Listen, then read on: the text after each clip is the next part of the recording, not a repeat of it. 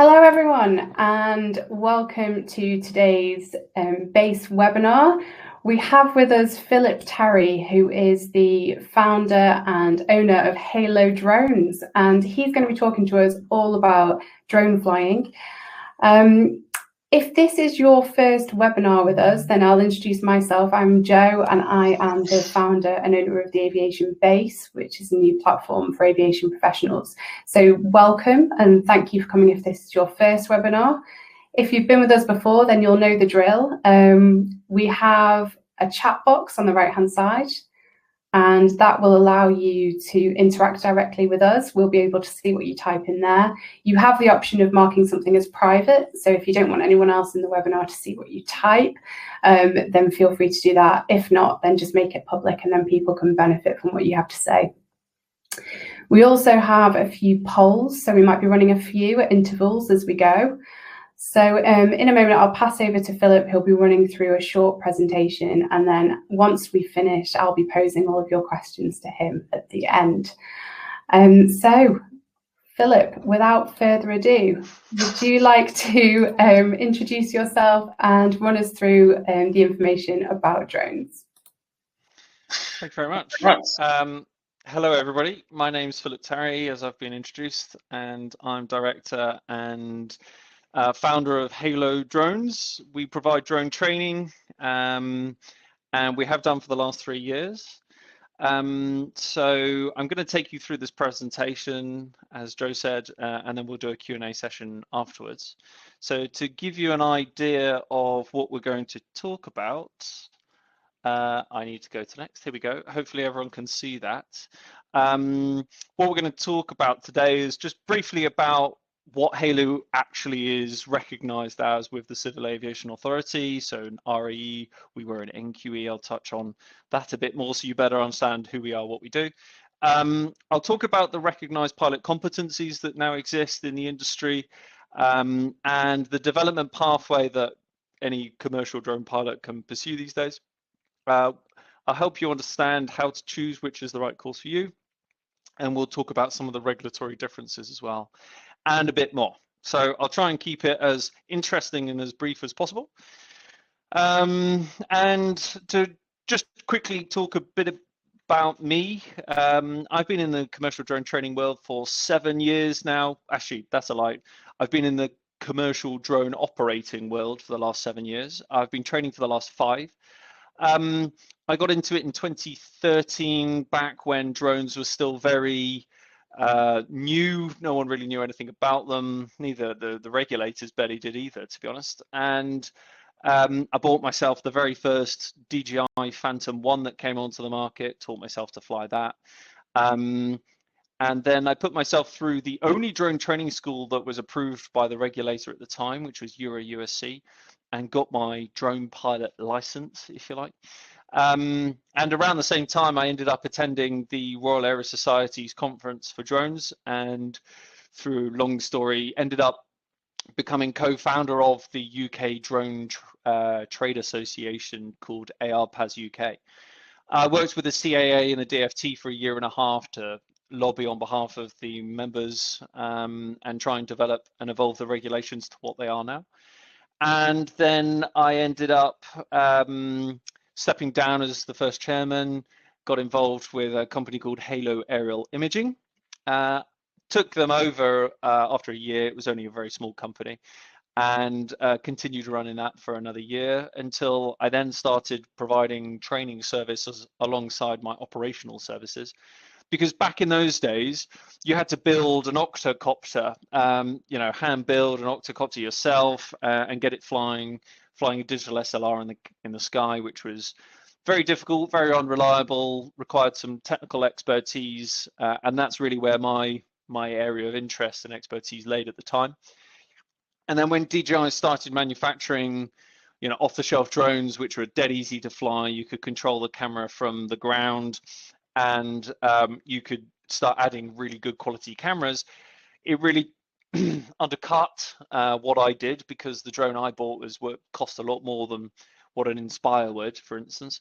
And I quickly found myself being pushed out of that market as camera operators in that sector were starting to adopt drones, had the network, and had the clients, and were already on site, so they were much cheaper, which taught me my first most valuable lesson about starting a business, which was barrier to entry, and it's not about what you can offer, it's about the network you can offer it to. And all of that experience has sort of contributed towards the training that we provide now, because all of the lessons that I learned through trying to found a drone operating business have been put into our training courses that we offer now. So I first started out training for 4 different drone training schools, otherwise known as national qualified entities back in the day. And I taught probably more than 600 people over a couple of years, but was sort of bitterly disappointed by the standards of training and competency that we were creating in the pilots. And I realized that it was because of the training methods that we were using that people's competency was being limited. And that's when I ended up getting some investment to fund Halo drones. And we focus on much more modern learning methodologies that create competency, not just the ability to memorize information and regurgitate it, which I'm sure if a lot of you logging in are professional manned aviators as well, will be familiar with. So enough about me, more onto the drone training side of things. So to give you a better idea of who we are and what we do, in the UK, the National Aviation Authority, the CAA, have sought to outsource the training and assessment of drone pilots. And that's quite rare, actually. Pretty much every other National Aviation Authority in the world typically do the assessments in-house. They perhaps outsource the training, but here in the UK, we have a relatively unique position in that we do both. And the approval that we are granted is referred to as a recognized assessment entity. Now, what's I found always funny about that is that we're not actually, if you read the scope of the approval, not technically approved to provide training, although we have to provide training materials. So we're approved to provide assessment and the certification. And you'll see down at the Schedule 1, this is a screenshot of our approval from the CAA. We are approved to provide approval for the A2 certificate of competence and the general VLOS certificates, which I'm going to go into more detail in shortly. So that's just a bit of a background. Prior to the change of rules, which recently came in at the beginning of this year, we were referred to as a national qualified entity. So if you ever go and do any research on the internet about what certificates you need and how do you get one, you'll probably find a lot of information about national qualified entities. But just to reassure you all that that is an old terminology. The new terminology now is the recognized assessment entity. Moving on then, so the recognized pilot competencies that exist then are the 2 that I've already mentioned, the A2 certificate of competence and the general visual line of sight certificate. And here's again a couple of screenshots of what these actually look like in reality. So once you've gone through the training course and met all of the prerequisites that are required and passed your theory assessment, you will then be granted either both or one of these certificates. So, and I'll talk more about when you need each one at a later date. You'll notice the A2 open category on the left just applies to that, whereas on the right hand side you'll see the GVC for the specific category, and you'll see that there is a reference to both fixed wing and multi-rotor. So you need to sit a flight assessment for each type of aircraft in order to have both of those on your certificate, of which I have, you'll see, but not everybody will. Typically most people end up with a multi-rotor GVC. And they're, as you can see from the expiry date, they are valid for 5 years. So at the end of those 5 years, you'll need to do a refresher course, of which at the moment the regulator hasn't actually provided a syllabus for, so they don't exist. We've got obviously 5 years to develop those yet, though. So that will be a requirement in the future. We imagine that will be a very much watered down version of the course, the original course.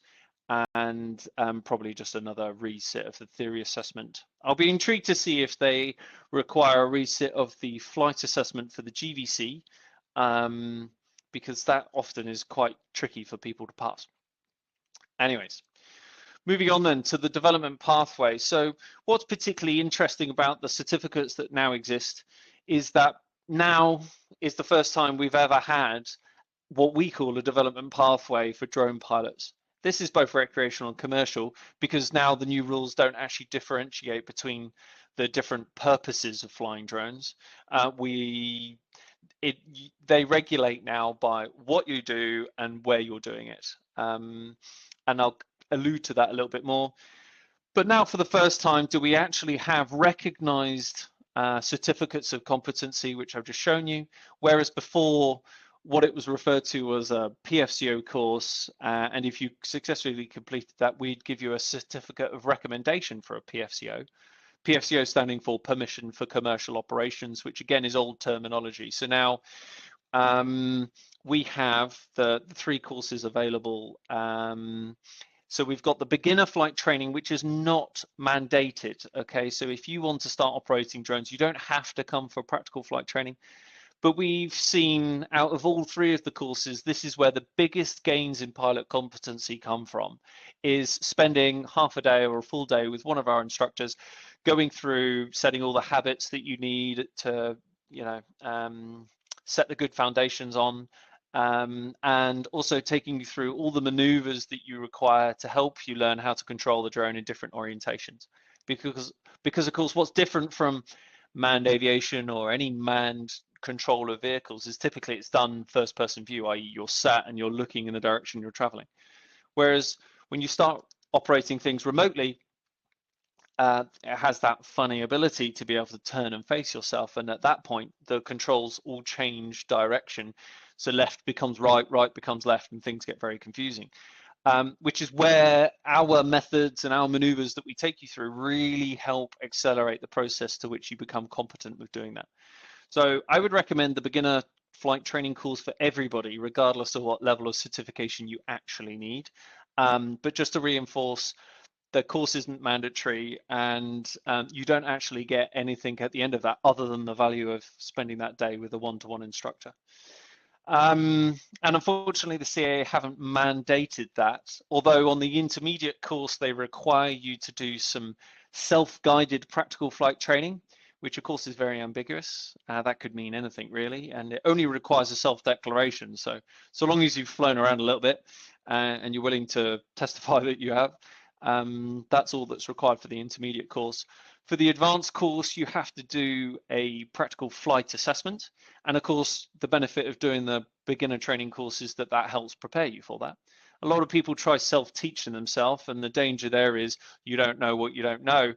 And typically, because also people who tend to self-teach themselves have no structure to that practice, they'll only be flying around landing, and if they crash, if they land without crashing, they think they're doing well. But as soon as they turn up for a flight assessment and I say, fly here, fly there, do this, do that, they often really struggle. And the pass rate for someone who self-teaches themselves is around 50%. Whereas if you do the practical flight training, I think the pass rate is more like 95. So I'd always recommend the beginner flight training course to everybody. The first level of, or the first training course that provides a level of certificate that is a recognized pilot competency by the regulator is the intermediate course. It's referred to as the A2 Certificate of Competence, and it allows you to fly in the A2 open subcategory of the open category of drone rules.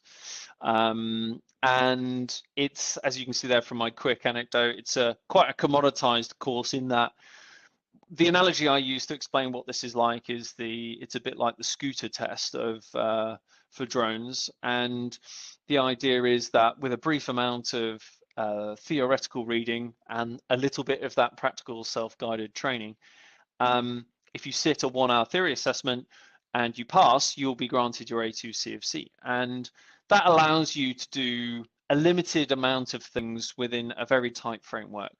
Whereas the benefit of the advanced course is that it's a bit more like your unrestricted motorbike license, in that it allows you to drive what you want, where you want, at least more freely than the benefits of the A2 CFC. And it's the only course that benefits from instructor-led or instructor-directed learning, which really helps consolidate people's knowledge and understanding. And we do that through a very guided framework of training. So on the 2-day ground school where you'll go through it with the instructor, we take you through the step-by-step process of executing a commercial job. And what that means then is that by the time you finish the training course, you will have seen how to apply the rules, which you will learn, in context with a fictional scenario. So that puts things into context, which makes it easier to remember, but also makes it easier for you to apply the rules when you come to do things commercially in the long term. So typically, in terms of where people stand when they're looking to buy a course, I recommend the intermediate course for people looking to dip their toe in the water, not spend too much money while testing the market.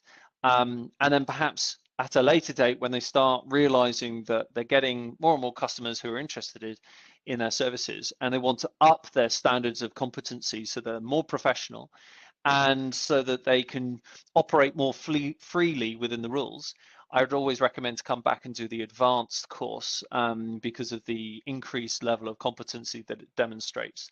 Part of the assessment of the advanced course is the theory, which is standard to the A2 CFC as well, but it also includes a flight assessment. Now that makes it obviously harder to get through, hence why it's the advanced course, but it does demonstrate to the regulator that higher standard of competency, which allows you more freedom.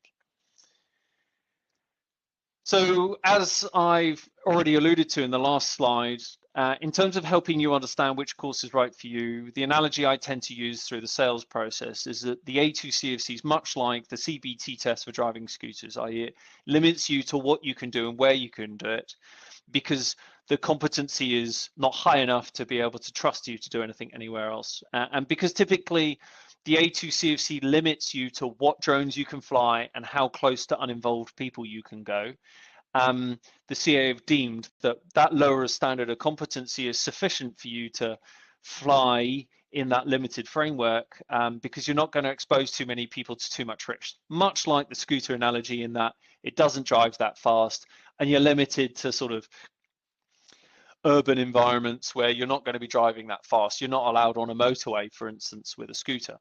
However, with an unrestricted license, much like what you would get as a result of doing our advanced course, you get to drive, metaphorically, a motorbike on the motorway, if you like. And that allows you, or affords you, to be more flexible with what you can offer your clients if you're offering this as a commercial service.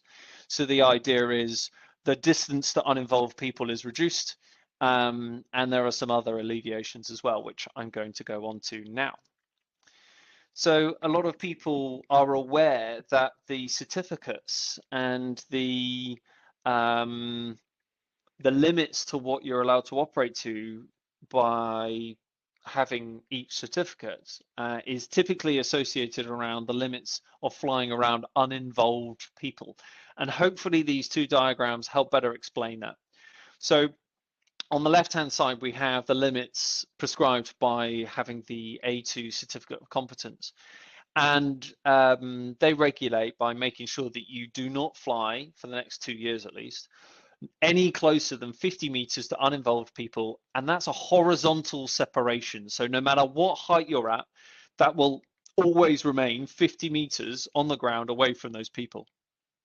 Now, the height to which you're limited to is 400 feet. So if you're flying at 400 feet, you still have to be 50 meters away from uninvolved people, which starts getting quite difficult to operate to if you're flying in congested environments. So we refer to that as the cylinder ruling, i.e. the space in which you cannot fly above that individual forms a cylinder over them.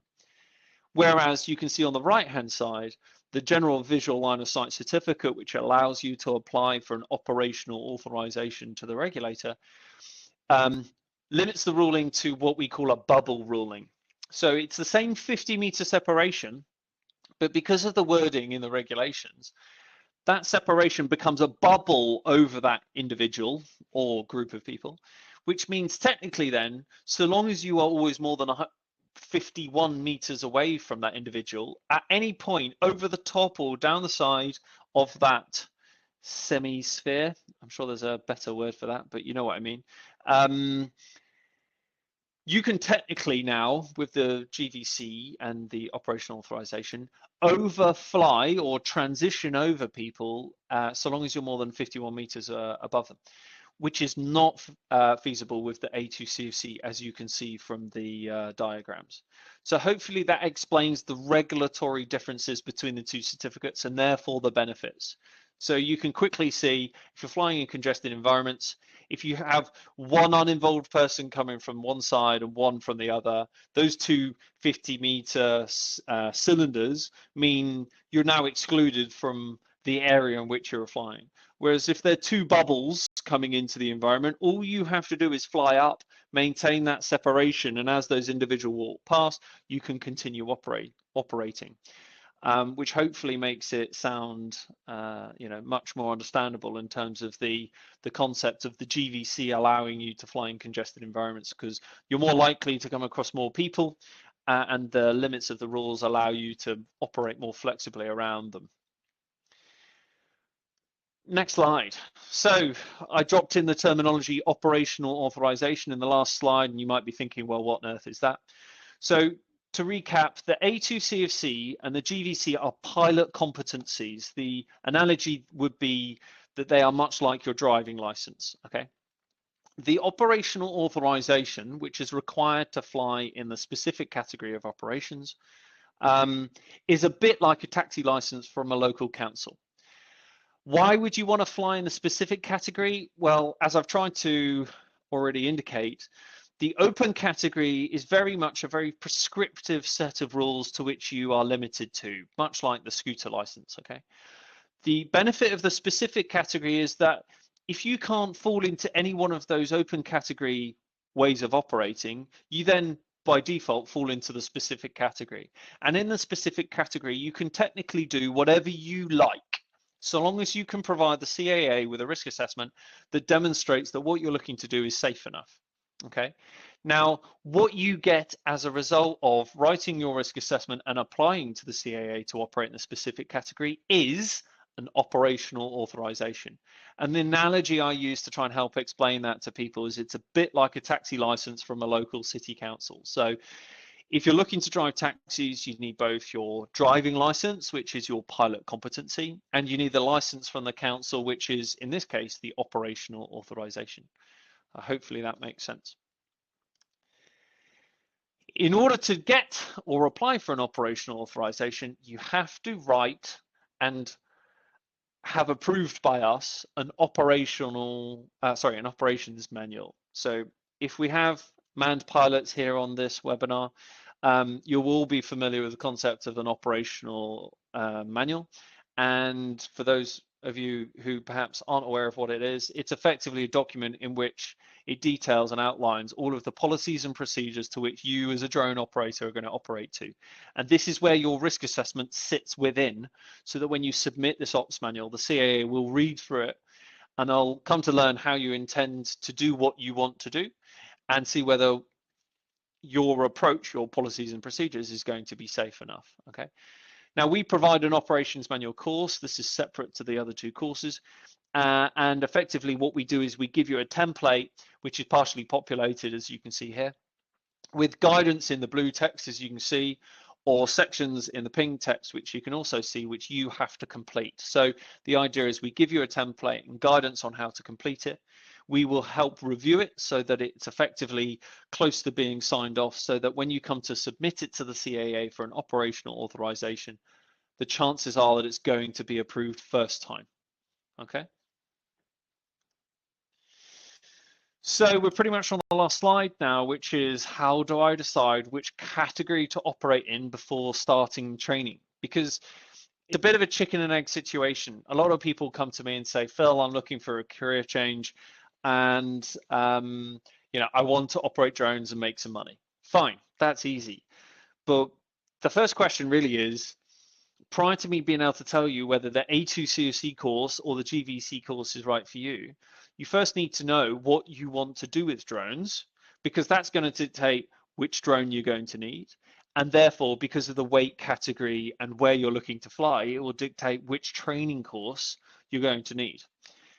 To try and simplify this process then, as I've already alluded to, what I try to recommend to people is that for those who are looking to test the market with the occasional commercial use, I would recommend the A2 CFC course. The concept being, if you recall, that it's cheap, quick and easy to go through, much like the CBT test for driving scooters. And what that then allows you is to create a minimum viable product where you can go out and for, relatively inexpensively set up a drone operating business, go to the market and try and sell your services and see if you can get anyone to pay you to do this. And once you've taken a few photos and videos and they said, yeah, really like what you do, but we want you now to do it in cities and we want you to get better footage, quality footage, i.e. therefore you're gonna have to buy a bigger drone with a bigger camera. You're then looking to come back and do your GVC course and apply for an operational authorization. So for those who are dead certain that this is something they want to do, they've already got clients knocking on the door offering them money to do it, then you can shortcut or skip the A2 CFC process and go straight onto our advanced course and get your GVC. And in fact, actually, as part of the course offering, we include the A2 CFC as free of charge. So you will end up with both. And there is a benefit to having both, but that's for a personal conversation sometime on the phone, because it's quite complex to explain on a presentation like this. So with the GVC, as it says there, it's perfect for regular commercial operations, flying bigger drones. So anything over for the first 2 years, anything over 2 kilos, you're going to need a GVC. And in the future, when new drones are manufactured to meet with certain manufacturing standards, anything over 4 kilos, you're going to need a GVC. One of the benefits of having a GVC is because the new rules regulate by manufacturing standards for the drones. And at the moment, there are none that exist on the market.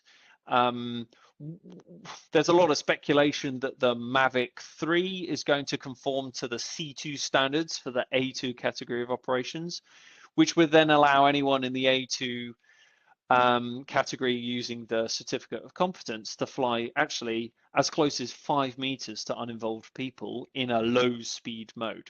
So until those until those certified drones come onto the market and start being offered to buy, the benefit of the GVC is you'll be able to buy a Mavic 2 Pro now, and in 2 years' time, when the rules change again, continue operating that to the same 30 meters on takeoff and landing, 50 meters in flight limitations. Whereas if you're still trying to fly that Mavic 2 Pro in the open category, you'll remember the scooter category, if you like, in 2 years' time, that's going to be bumped into a category of operations, which means you're going to have to stay more than 150 meters away from things, which means you're not really going to be able to use that for commercial purposes anymore unless you're a farmer.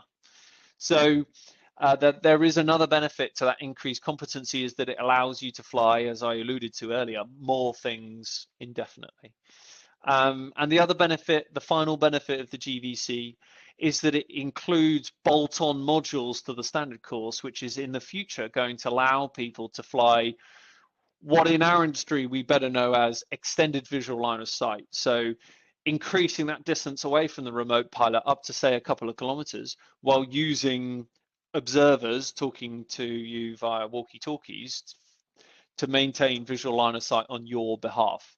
And that is particularly useful when you're looking to operate fixed-wing drones like the Wingtra there on the bottom right, which has that additional endurance because it's fixed-wing to fly very large areas. And that's particularly good for large area surveying. So I know I've rattled through that. Hopefully that's useful. I appreciate I said I'd do a brief presentation and that's gone on for 30 minutes already. I will leave it there because I'm sure you all have perhaps particular questions that you might want to ask, which will help answer any other questions that people might have anyway. But thank you very much for listening to me, and get in touch with me if you want to pursue your career in drones any further. That was excellent. Thank you very much, Philip. I think the analogies that you used brilliant for trying to understand some of those concepts, which I know they really helped me, the taxi one, the scooter and motorbikes. That's fantastic. We've got a few questions so far. There is a bit of a delay on the line in terms of when people can hear us and then when people are typing. So please feel free right now to enter in some questions in the box and we'll pick those up as we go on. So are you ready for your first question, Philip? Hit me. Great. So you talked a lot about the UK CAA. So there's a question here about drone licenses and are they international? Yeah, good question. So no, they're not, is the quick, simple answer to that. Each country has its own set of rules, although Europe recently harmonized their rules across every member state, apart from, of course, unfortunately, the UK anymore.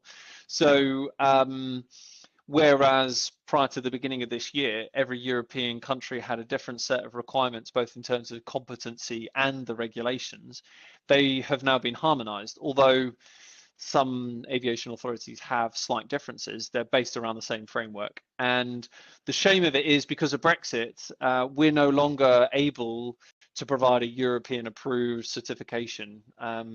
So now the UKCA has left EASA, we're now a national aviation authority. Effectively, the training courses that we provide are valid only in the UK, which sucks for us and for everyone who's coming through, unfortunately. But in terms of getting approval to operate in the whole of Europe, there's not actually a clear route for that at the moment. We're looking into registering as a European drone training school as well. But in fact, actually, as I alluded to when we were talking through the recognized assessment entity status that we have, there are actually not many other national aviation authorities outsourcing that competency. So it's quite unique here in the UK to have, an external party providing the training, assessment, and certification. So we're not quite sure what the rest of Europe's doing at the moment. I think a lot of them haven't even adopted the rules yet. So to get a European certificate, it's a bit tricky. My only best tip for that is, if you do want to go to any country, I think Holland might be your best bet in terms of getting an A2 CFC and a GVC there. But effectively, you will need to do 2 courses, 2 sets of assessments. And that's a big bummer. But I'm sure that will be resolved in the next year or two. And we're trying to work on that as well. Anywhere outside of Europe, if you're looking to operate in America, for instance, you're going to have to do a different course and a different test. It's referred to as the Part 107, and the test is facilitated by the FAA. So you'll have to do that with them directly. But yeah, there are no international sets of standards, certification, regulations at all in the world. But we're heading in that direction. What you've got to bear in mind is, in the unmanned world, we're 100 years behind the manned world, although we do have the benefits of the lessons of manned aviation. So international standards are coming. It's just, it'll take a little while. Yeah, that's fantastic. Thank you. Are the practice drones pretty robust? I'd be worried about crashing one by accident. Yeah, interesting question, because I guess I first need to perhaps better understand what you mean by practice drones. But if I was to try and sort of guess what that means, the drones that we provide as part of our practical flight training course have been developed specifically for training. And the benefit of them is they're built as kits. So if you crash it, you only have to change the chassis and an arm, perhaps. The rest of it will be salvageable. And so that makes them cheap to fix. In terms of robustness, we actually we have a setup on our practical flight training drones which are using dual controls. So the instructor has a control where they can regain control from the candidate if you're close to crashing. So actually, in the 5 years of training experience that I've had, I've only ever had one person come really close to crashing. Thankfully, I saved the day, and nothing happened. So on our drones, yes, they're robust enough to deal with a bump or two. And anyways, you should never get that far if you're on dual controls. However, if you're looking to buy your own practice drone, then it starts getting tricky as to what you refer to as a practice drone, because the drones that exist on the market to your average consumer typically typically come with a lot of automation. So they are stabilized and there's GPS in them. So effectively, when you take off, it just hovers and flies itself. When you push the sticks around, it will fly in the direction you ask it to, and that's it. And depending on the budget you've got, the more you spend, the more safety systems are on board. And if you're looking to buy something like a DJI Mavic 2, it comes with almost a set of 360 sensors which stop you from being able to crash into anything. It will, much like parking sensors on a car, it will recognize there's a wall and stop before it actually has a chance of hitting it. So it comes down to your budget. You can spend as little as 25 quid on a Hubsan X4.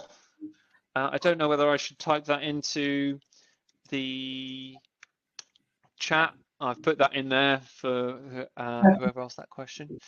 So the Hubsan X4 is a good starting drone to fly indoors only. Okay, it's really small, easily moved around by the wind, and it's relatively robust.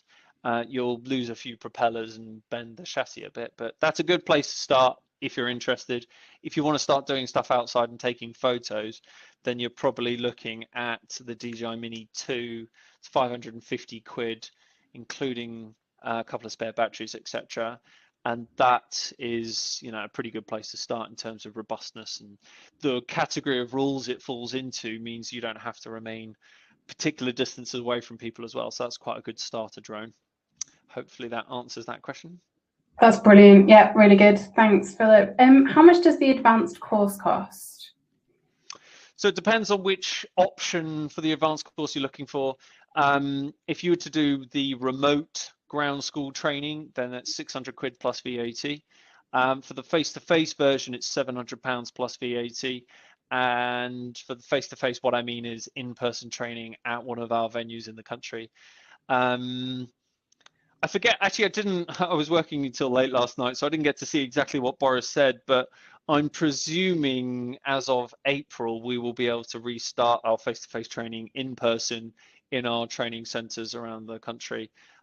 So until then, we've got our remote training course, which is facilitated via Zoom. And what's really good about it is you can learn from the comfort of your home, but we print and post. In fact, actually, I've got an example here.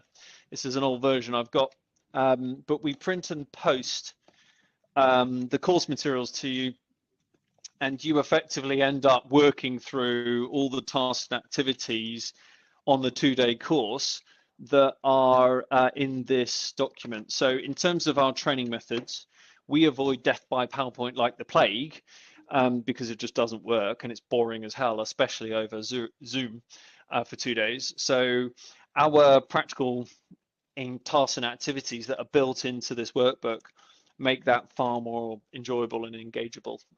So I think that's the price. If you're applying for an operational authorization as well, bear in mind you will need the ops manual course as well. That alone is 250 quid plus VAT, but if you buy the two together, then just add 200 pounds to the GVC course and you save yourself 50 quid. If you're applying for the operational authorization with the CAA, that's an additional 253 pounds, no VAT for that. So if you're going down the advanced route, we're talking around £1,000 to complete the whole process. And if you bolt on the practical flight training as well, then you're looking at 1,500.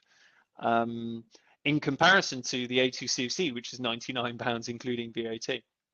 But do bear in mind, your competency as a result of doing the A2CFC is going to be significantly hampered. And that's just part of the syllabus that's been set by the regulator. That's not our fault. Yeah, that's why I typically recommend the A2CFC for people looking to sort of dip their toe in the market, the advanced course for people who are really serious about it, because your standards of knowing, that you're confident and competent will be exponentially higher than if you just do the A2CFC. So if anyone's either watching this live or watching the recording back, Philip, I'm guessing they can use the email address that's on the screen now if they've got any follow-up questions or they want to look at the website, then that address is there too. Exactly. Give me a call on the number is probably the best way, because everyone always has difficult questions to ask, which are hard to answer in an email. So it's far easier. Just give me a call. We'll spend 15, 20 minutes on the phone having a chat. And then I can recommend what's going to be best for you. Perfect. Another question here about the max wind you can operate in. This person lives in the Isle of Man. Okay, good question. So depends on the drone that you're looking to buy. But typically, because DJI have like 75% of the market, and they are the best drones on the market, the average wind speed limit of those drones is around 22 miles an hour. So it's a pretty strong gust, a pretty strong day. You wouldn't really want to be flying in anything more than that anyway, because the drone moves around so much. You have a lot of movement in the footage from the camera, and so it doesn't look very good anyway. So typically I'd recommend not really bothering to go out and do any commercial work in anything more than 15 miles an hour. Of course, if you're taking photos, that's different, because you can just quickly take a photo and the movement won't really matter. But it depends what you're taking photos of, because of course, if you're starting to do asset inspections, i.e. like roof surveys, and you're flying like less than a meter away from the roof, you don't want a 30-mile-an-hour gust blowing you straight into the chimney, which has happened quite a lot. Okay, lovely. Thanks, Philip. And yeah, if anyone's got any final questions, please type them in now. I've got a question myself, if that's okay. Sure. What's the market like, the job market like for people coming out? I'm guessing you need to be self-employed at the moment. So what are the opportunities like for someone coming out with the advanced course? Yeah, good question. And a tricky one to answer. Where do I start with that one? So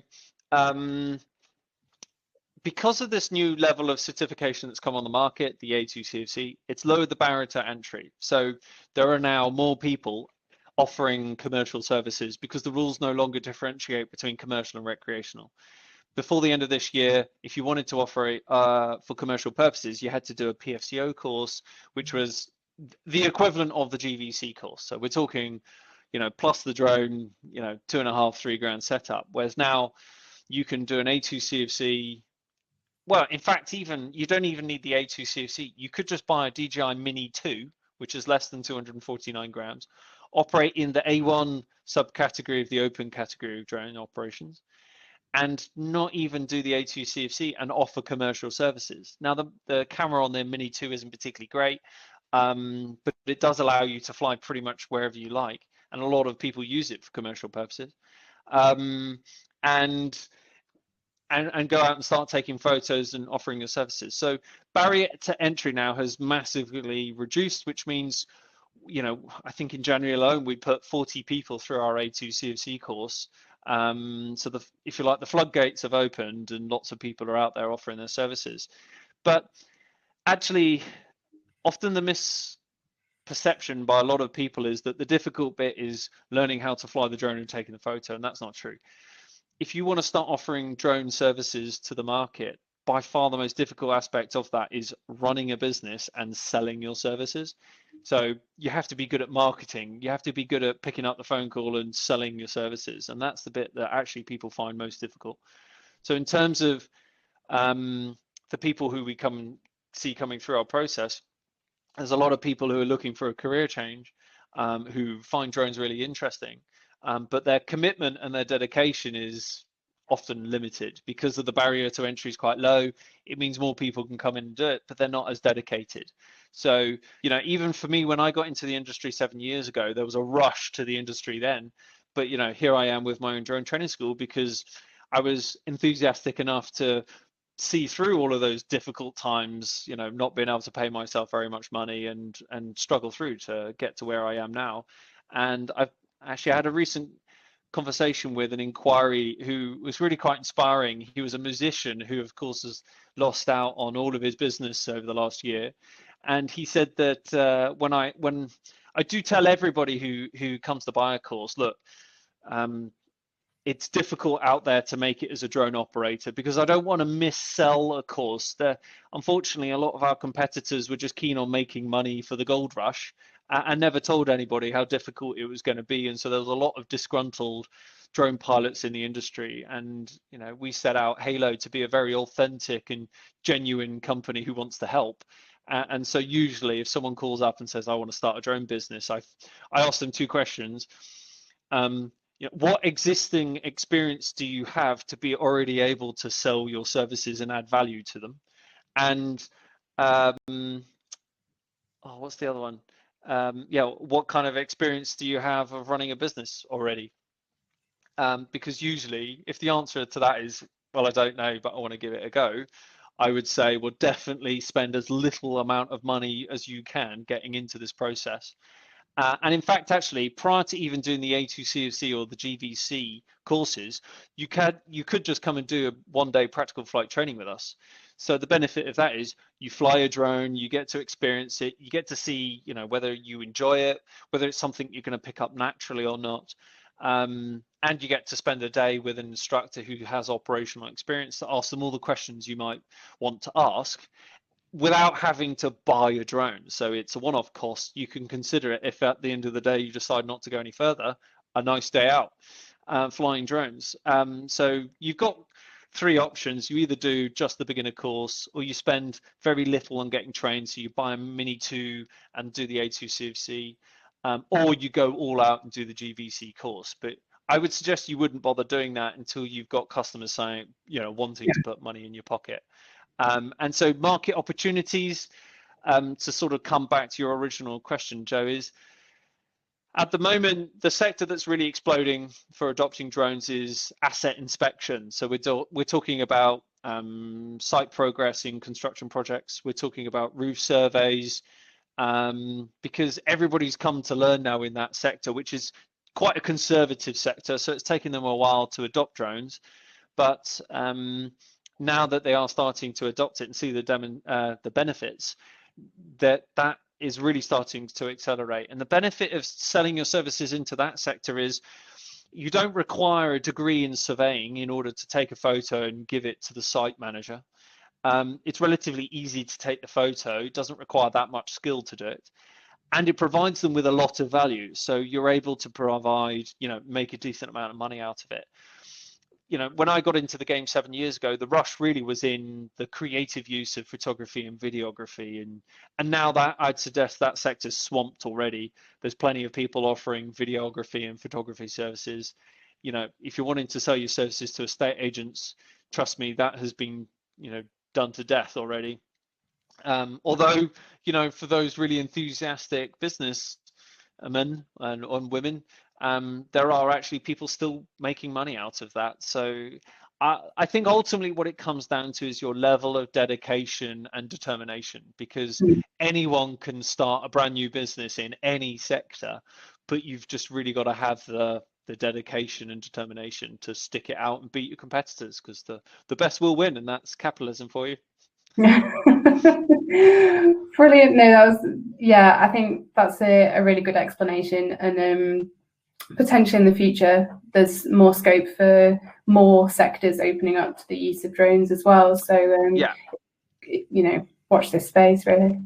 Yeah, and also with the technology, it's becoming more and more automated. So we're talking about drones that you'll set on the ground and you'll tell it to do a wind turbine inspection. It'll take off, find the wind turbine, fly over to it, do the inspection entirely autonomously, and then land.